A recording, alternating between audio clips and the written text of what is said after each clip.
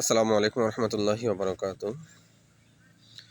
তো আজকে কথা বলবো বুদ্ধিমান মানুষদেরকে নিয়ে যারা নিজেদেরকে বুদ্ধিমান মনে করে অথচ তারা আসলেই বোকার স্বর্গে বসবাস করে।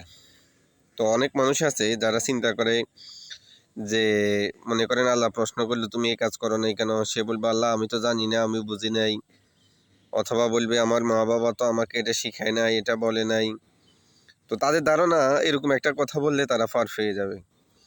অথচ তারা হয়তো এটা জানে না যে তলাবুল ইলমি ফারিদাতুন আলা কুল্লি মুসলিম। দ্বীনি আলেম শিক্ষা করা প্রত্যেক মুসলিম নরনারীর উপর ফরজ। এখন কথা হচ্ছে, অনেকে চিন্তা করে উমুকে এমন বলে তমুকে তেমন বলে, তাহলে আমরা কার কথা শুনবো? তো আপনি যাতে এই ধরনের কোনো পরিস্থিতিতে না পড়েন, এই কারণেই তো দ্বীনি জ্ঞান অর্জন করা সবার জন্য ফরজ করে দেয়া হয়েছে।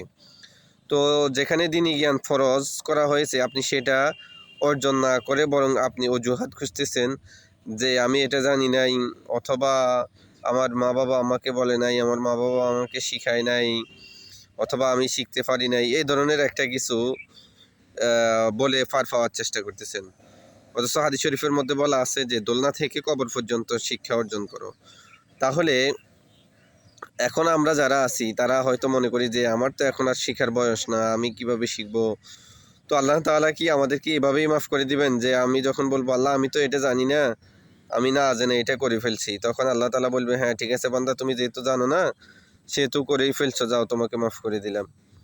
এটা যদি মনে করেন তাহলে ভুল।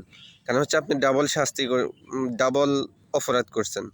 প্রথমত হচ্ছে আপনি দ্বীনি জ্ঞান অর্জন করা যে ফরজ সেটা আপনি অর্জন করেন নাই, সেটা তরক করছেন। দ্বিতীয়ত হচ্ছে যে আপনি এই যে জানার প্রচেষ্টা করেননি, এবং কি আমি জানি না এটা বলে পার পেয়ে যাওয়ার একটা চিন্তা ভাবনা আপনার মাথায় আছে।